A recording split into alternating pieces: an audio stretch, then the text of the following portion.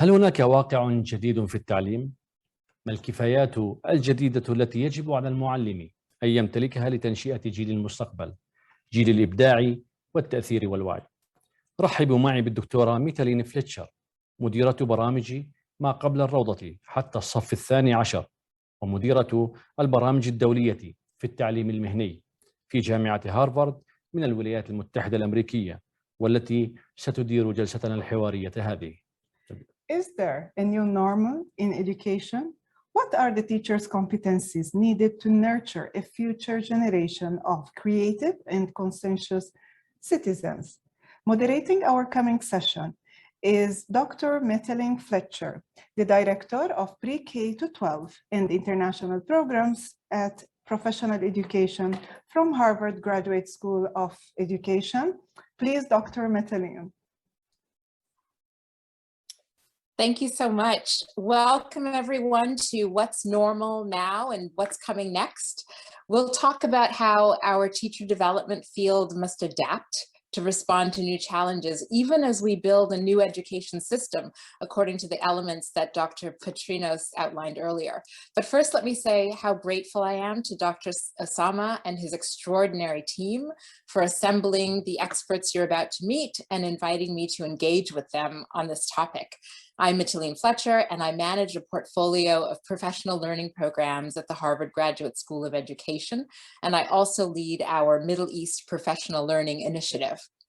So by way of introduction, panelists, I'm very eager to hear what you have learned so far during this COVID-19 epoch in teacher education. And so I propose you do this by way of introduction. Tell us what you've learned and also tell us who you are. Let's start with Norbert. Then Daniel, and then Hissa.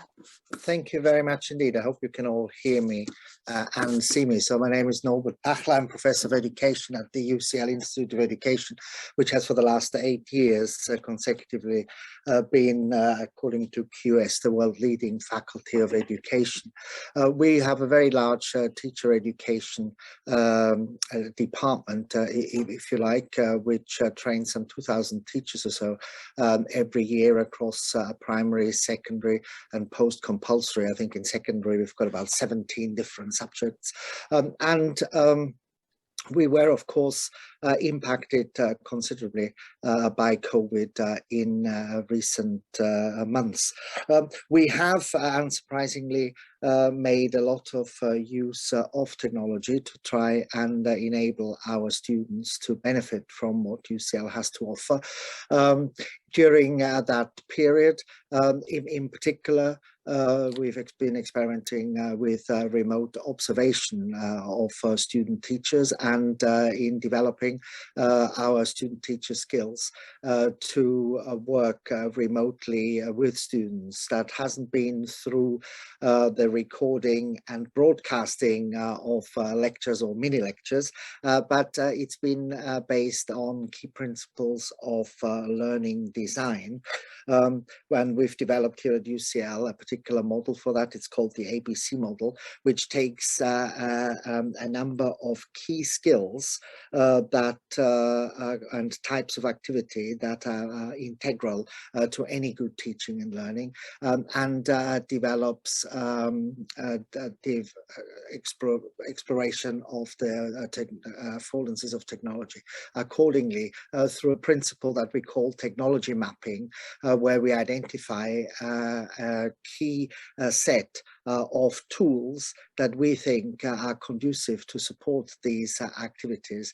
And we've encouraged our students to utilize these in their teaching in order to do what we think is absolutely important, which is to foster interactivity in terms of student with students, student with teachers, foster things like intellectual cognitive engagement with material, but also foster social engagement with one another on the student-to-student basis. So that's broadly what we have done.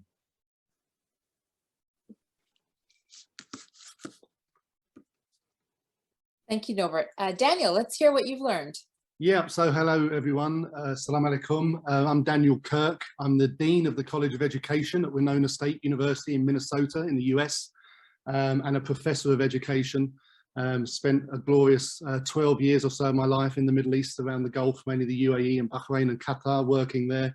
And so really familiar and looking at particularly education structures in the Middle East from a research perspective, which is sort of my area. To sort of get to Dr. Fletcher's point, which was what have we learned, or what are we still learning in this sort of this moment in time in education?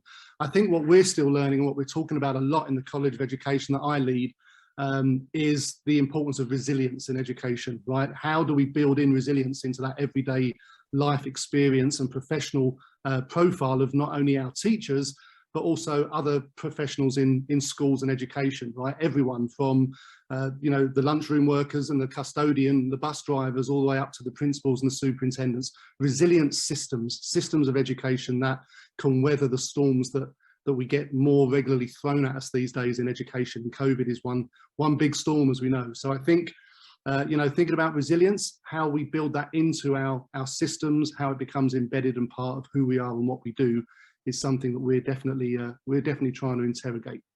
Great. Thanks so much, Daniel. Hissa, welcome. Just unmute your microphone for us.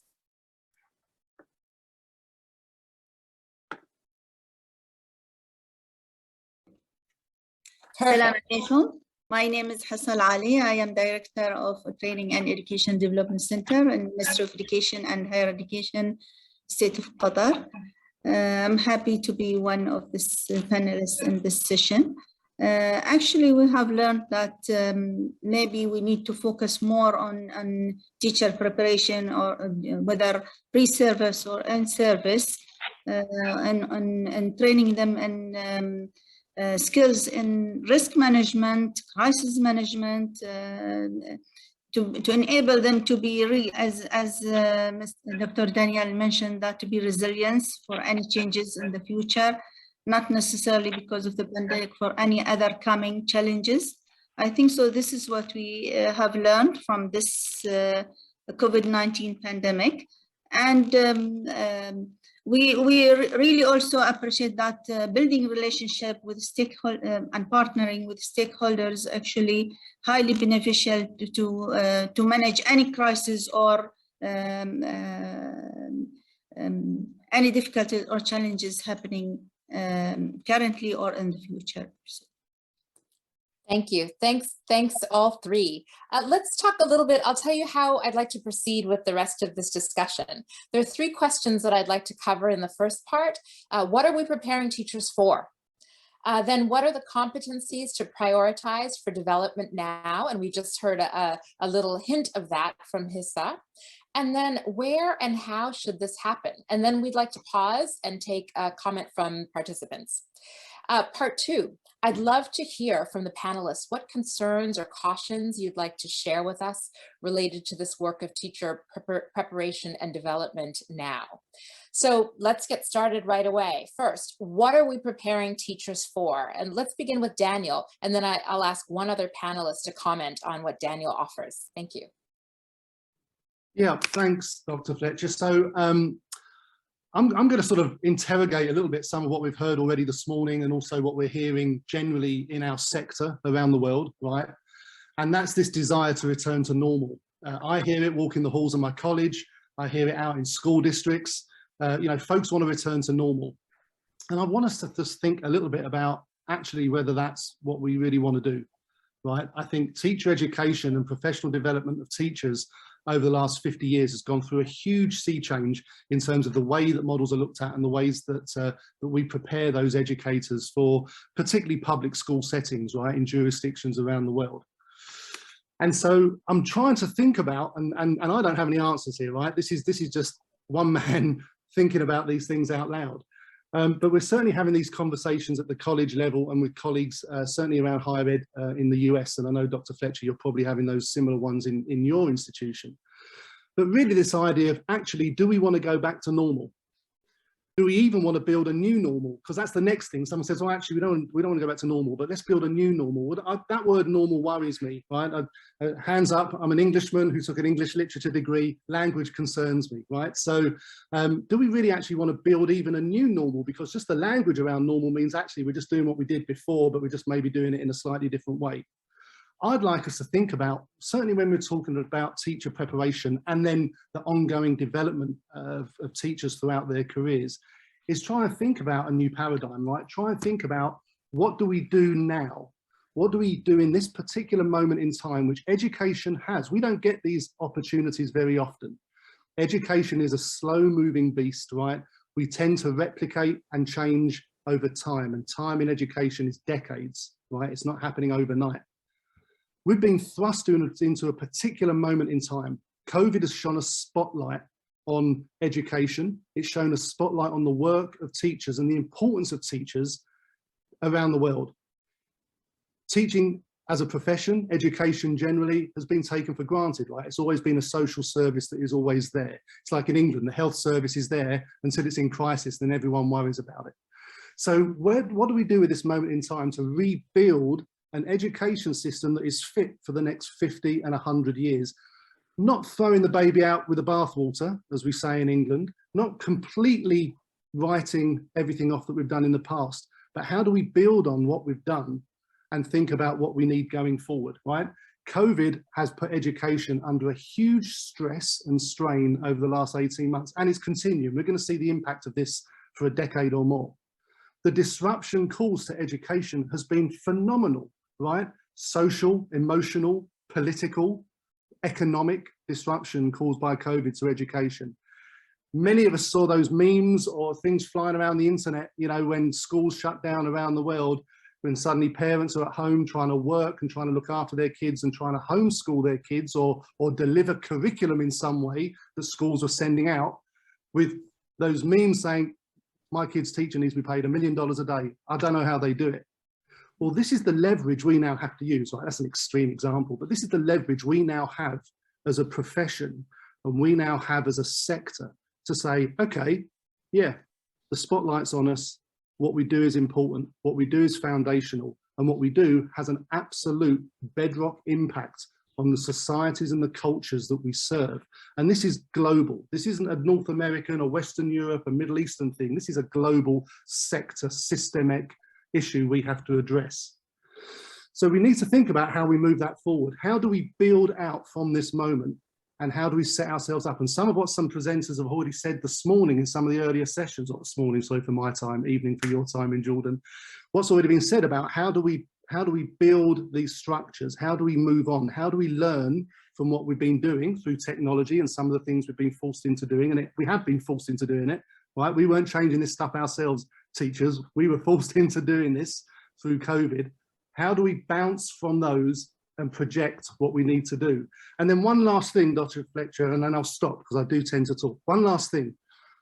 I want us to also, and my job here maybe is to throw out some caution. So I'm throwing out caution about the idea about normal. Is that really what we want? I'm also throwing out caution about the notion of learning loss. We hear about learning loss all the time. It's now the thing, learning loss, learning loss. There's no doubt, and the research shows, that children around the world have suffered academically through their studies and have maybe not made the gains that we would see in years previous to the COVID pandemic hitting the world. But let's just think a little bit about how we frame it. Because if you're a 6th grader, or you're an 8th grader, you're an 11-year-old girl in Pakistan, you're a 14-year-old boy in a village in Kenya, and someone's constantly telling you that through the pandemic you've lost something, that has a huge social and emotional impact on that student and that learner. So there's no doubt we have some work to do around curriculum delivery and around how we backfill some of those things that we think that students have not had through the pandemic. But let's focus on what they have done, because our kids and our teachers around the world have done a phenomenal job at shifting, right? That flicking that switch into new ways of working, new ways of thinking, and new ways of doing. And that is what we now need to springboard on for the next 50 and 60 years, not worry about what's been lost, but worry about what we've learned and how we move on from that. So that's my little That's my little plea to everyone, to think about how we leverage this moment and move forward. Thanks. Thank you, Daniel. I'll invite Hissa. Would you like to respond to that? Or perhaps you'd like to talk about our next question, which is the competencies that, that we need to prioritize for development. Please go ahead. The mic I is prefer yours. to go to the, leave it for the competencies to prioritize. Please do. And then I'll come back to Norbert to perhaps comment on what we've heard from Daniel. I think so that we, first of all, we need whether, yes, our major responsibilities about in-service training, but also relevant to the pre-service teacher preparation also. So I think so we need to re-engineering the teacher qualification or building new teacher qualification framework to really look forward what actually, and as Dr. Daniel mentioned, to build on what is actually we are looking for this future teachers, the next normal, what we are looking for. Importantly, that also taking steps to prepare teachers for unknown forms of teaching and learning. I think so. Design thinking is important to be one of the skills that whether in a pre-service or an in-service professional development to be considered and to be provided also, because teachers need to be more innovative and creative. And I think so. A lot of teachers express this innovation and creativity during this pandemic, and we have learned or witnessed a lot of success stories, as Dr. Osama mentioned earlier. I think so. This is important that we focus on this kind of competencies about the emotional regulation strategies for teachers, the design technologies, the predictive models of pedagogies. This is how to assess students in different than the traditional way of this previous evaluation or assessment system. This is all should be re-engineered, I think so, and put in different and new framework for teachers, whether in this pre-service or in-service preparation. Thank you for that. And I just want to highlight, someone wrote in the chat, Jumana, thank you for that comment about wanting to come away with some solutions and some actual takeaways that we can use in our work. And so I just want to highlight that you mentioned design thinking as a way to assess our circumstances, even as we develop responses. So thank you for that. Norbert, I want to give you the mic to respond to what you've heard or add to our discussion of the competencies that we should prioritize now. Let me say something, first of all, to follow on from Daniel. I think in many ways, what we are trying to achieve here has not changed in this, and by that I don't mean, you know, let's perpetuate the old normal, but I think, you know, we want to continue to educate the next generation in a way that they can live meaningful lives, and we want to support the individual transformation of our students by improving their life chances, by supporting them, you know, to achieve the best of their abilities, to develop their potential according to their aptitude, ability, aspiration, those sorts of things. I think it's increasingly important that we also prepare young people through the way in which we prepare our teachers to lead active and purposeful lives and make a meaningful contribution to society as responsible citizens. And of course, through our teachers to support, you know, societal capacity building, capability building, and community building. But there is one fundamental change, and I think COVID has brought that very much to the fore, and that is that all of this needs to happen in an increasingly uncertain world, and a world that's characterized by perpetual change and transformation, be it economic, be it political, be it cultural, be it technological. I think it's, you mentioned resilience earlier on, it is, you know, enabling young people to be able to cope and thrive in a context that is characterized by perpetual change. That's really, really important. And as far as digital, the technological transformation is concerned, we need to prepare teachers to become ready to think about the future of schools and the future of schooling, and the role, the meaningful role in which technology, digital technologies can play in that, in order to support the excellence in teaching and learning. And there are then, we could go on to that, you know, various different existing frameworks that can help us with thinking about that. But what I think we must do in many ways, and in you know, UNESCO has sort of captured that very nicely in my view, you know, under the heading of futures literacy. You know, we need to develop the capability and capacity of young people and our new teachers, you know, to be ready and prepared to deal with this uncertainty. Thank you, Norbert. I want to come to Dima's comment in the chat. Thank you so much, Dima. Dima says that as teaching is a public profession with a huge base of human capital, what would be the mechanism to prepare this huge base for what's coming, where the education system in many places is struggling to prepare teachers? We were anyway, with suitable competencies. I think that's a perfect question, because it leads to what we wanted to discuss today, which is how should this happen? We've talked a little bit about what we're preparing teachers for and what are some of the competencies. So how and where should this happen? Who would like to take this on? I'm going to start with Daniel. Yeah. Oh.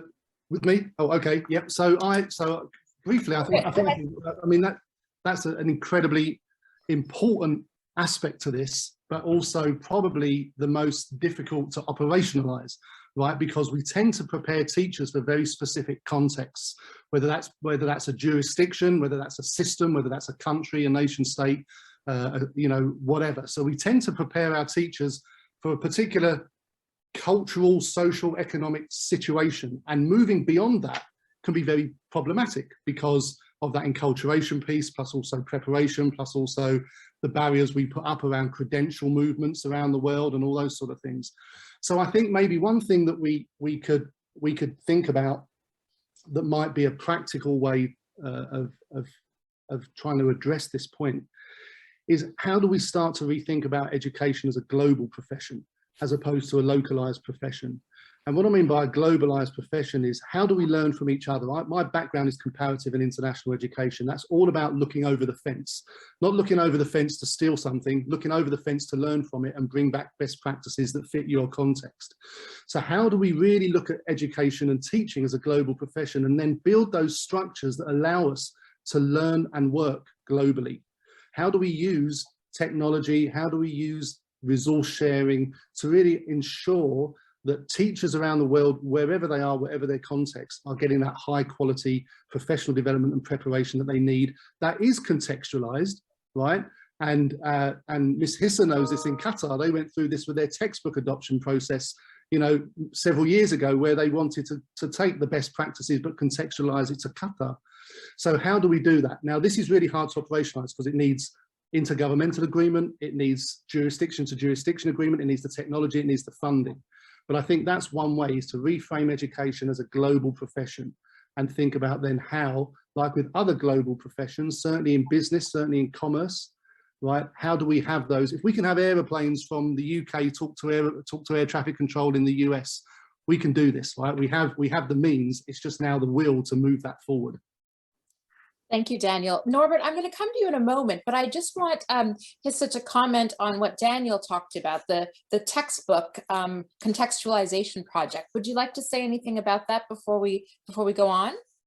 Yeah, 3 years ago, Qatar, from 2004, we have established our new reform, education for a new era. At that time, we built with the curriculum concept, the philosophy, built on curriculum standards, but we shift this one and we start building national curriculum, started or published from 2019 and still in development.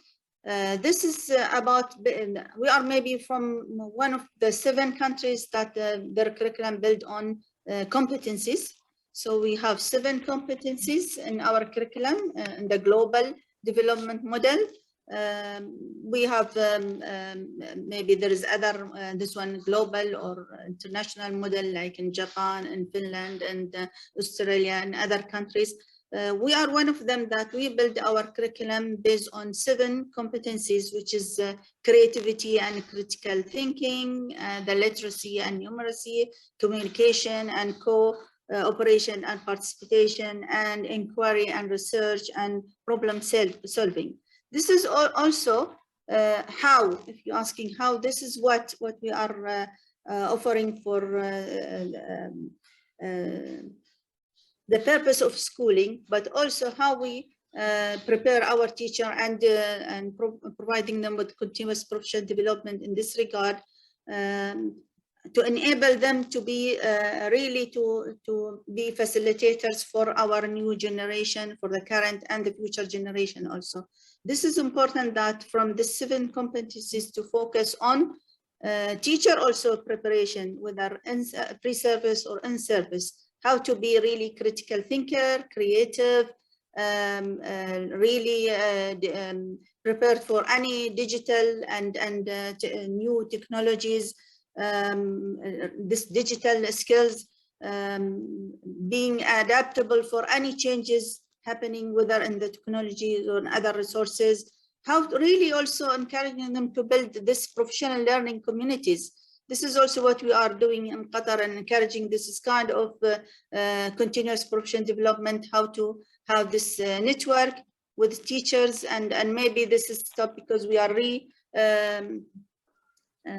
remodeling the system to be really in the near future will be launched also, encouraging students to have e-twinning and professional community learning, learning from each others, whether locally or also internationally with other, and sharing their experience and their successful practices. And this is what I have mentioned before earlier, that about design thinking and how teacher will play a key role in this in the next normal, to be that they are creating this kind of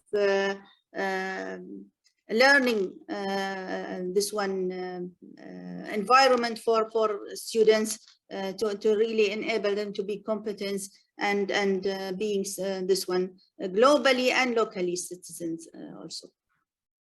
Okay, thank you so much, Hissa. So we've heard in terms of big ideas, let's create a global system. And then in terms of sort of more micro level ideas, let's have teachers learn from each other. So from others across the globe and also from each other in their own institutions or across institutions. So thank you. Norbert, it's your turn. Thank you for your patience. Thank you.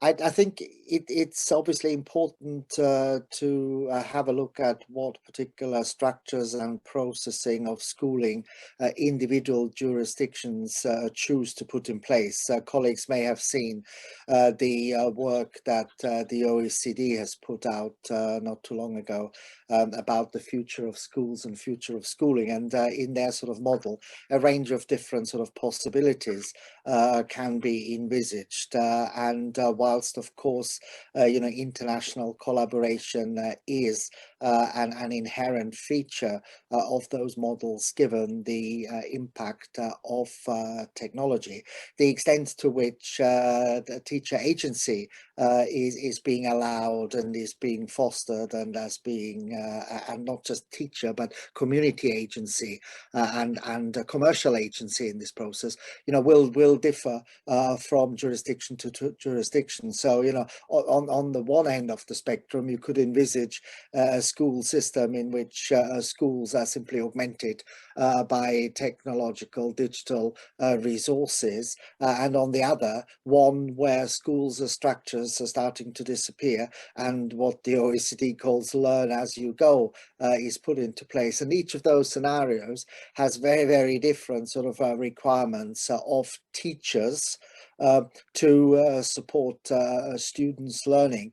So I do think it's really, really important that we look at this within the confines and within the constraints of local jurisdictions, but at the same time, really help teachers understand the affordances and the potential, as well as the challenges that those new technologies potentially bring with them. For example, in terms of the way in which they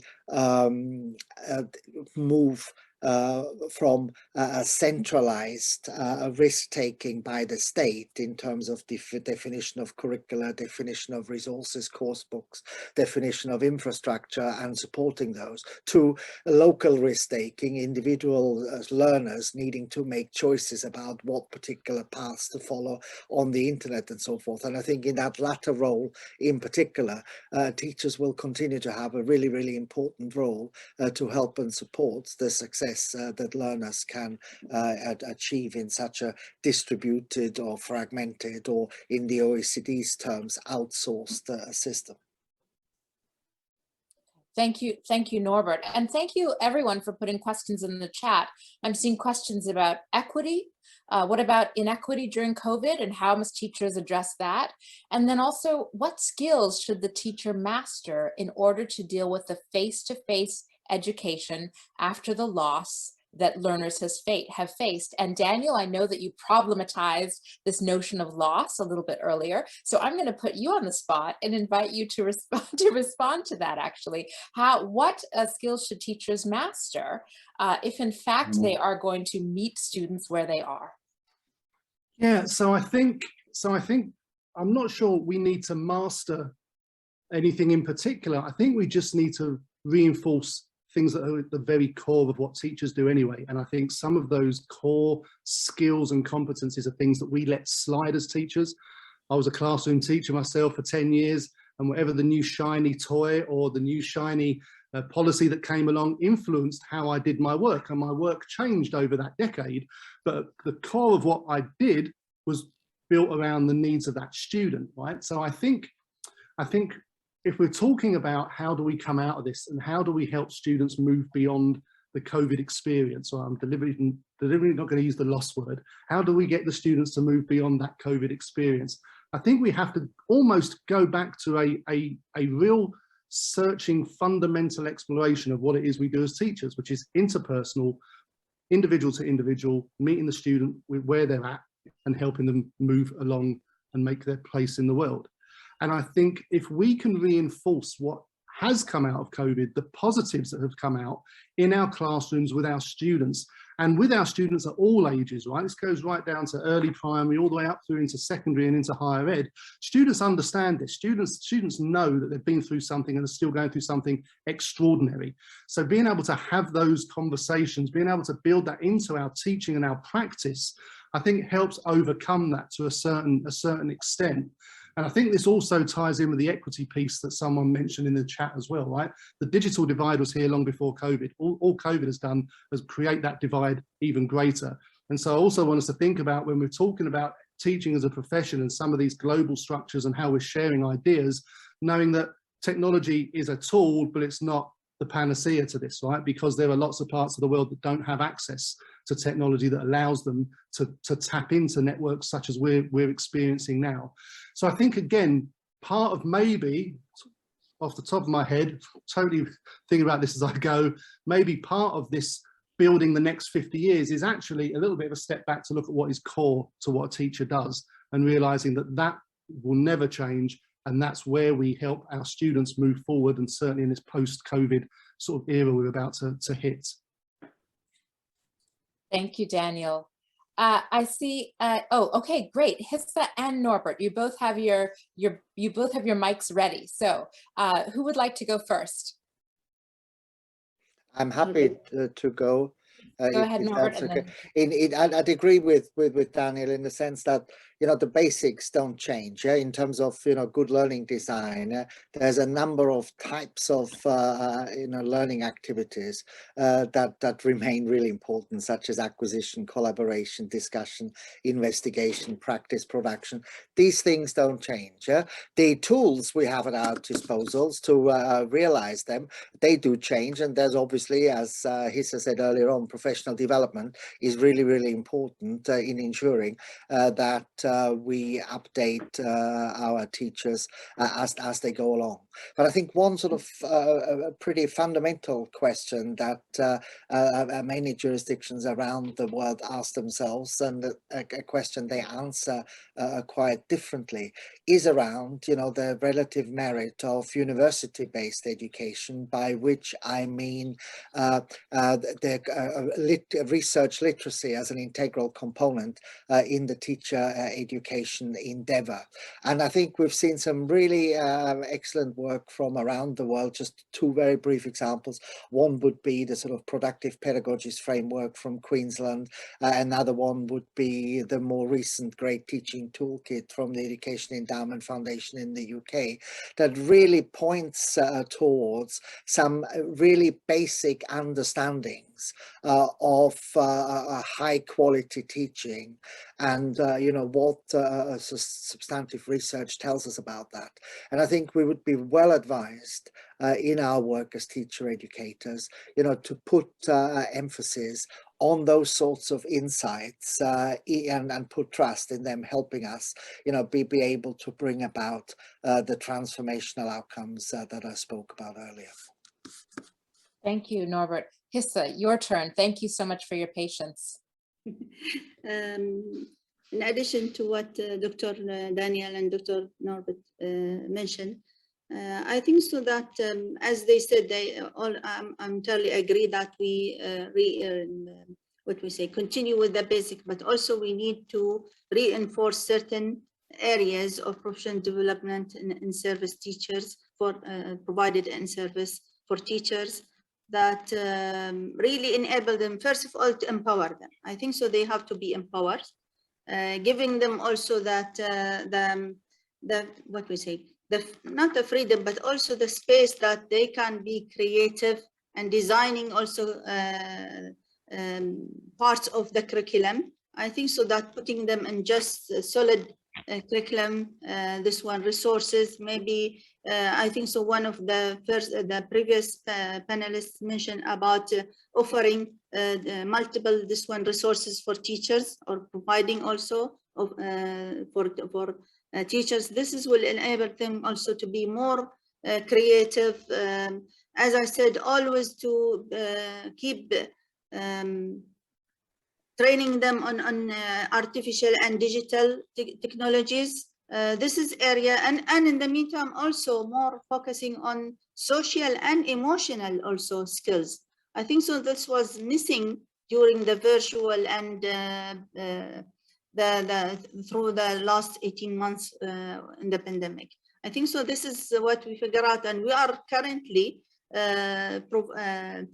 planning to put it in our professional development plan to offer teachers with really how to focus on communication and relevant with social and emotional learning. This is also very important. And in the meantime, also how we are collaborating like with the UNICEF also about not only that's the resilience, being resilient, also how to manage this the pressure that within their ecosystem. I think so important for us to put this into consideration, that any pandemic will happen or any other kind of crisis or risk will be happening in the near future. They will be really competent and really equipped with this kind of skills. Thank you so much, Hissa. We're starting to move into, we have just a few minutes left, so I just want to give each of the panelists a chance to offer a caution. But before I do that, I want to thank everyone again for putting such provocative questions in the chat. And some of them I hope will be addressed in other sessions. For example, there are a number of questions about technology. How do more teachers acquire the skills to use technology, even in face-to-face modes? And also, what are the skills that parents and other stakeholders need to support learners through technology? So those are some of the themes that I think are coming up. And so, but we've heard bits of caution along the way. And so I'm going to come to Hissa first, then Daniel and Norbert.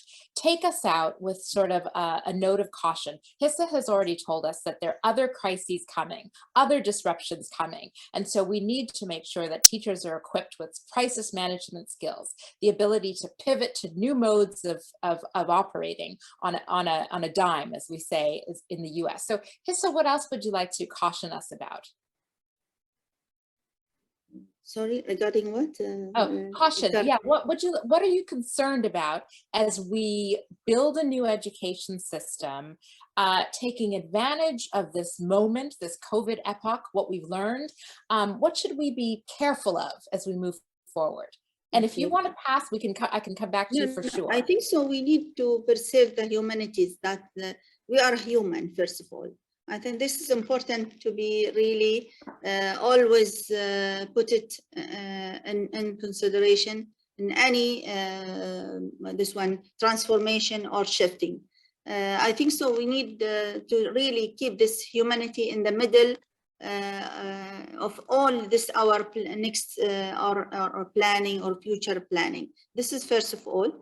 Second, I think so that question that as in Qatar, we are also having a huge project about e-learning, and this is also will shift dramatically that the professional development for teachers to really offer hybrid learning models in the class, not necessarily to be online or also distance learning or virtual learning, but also how to really utilize this one in the classrooms with different learning, meeting different learning needs, different students' needs. I think so, but the most important things that we are a human, and they are dealing with the students. They are a human. The humanity, I think, so play a key role, because I think so most of this school who really successfully move forward during the pandemic, most who really focus on the sympathy and empathy during this hybrid or during online virtual or remote learning. Thank you so much, Hissa. We are human. Thank you. Daniel, what's your comment?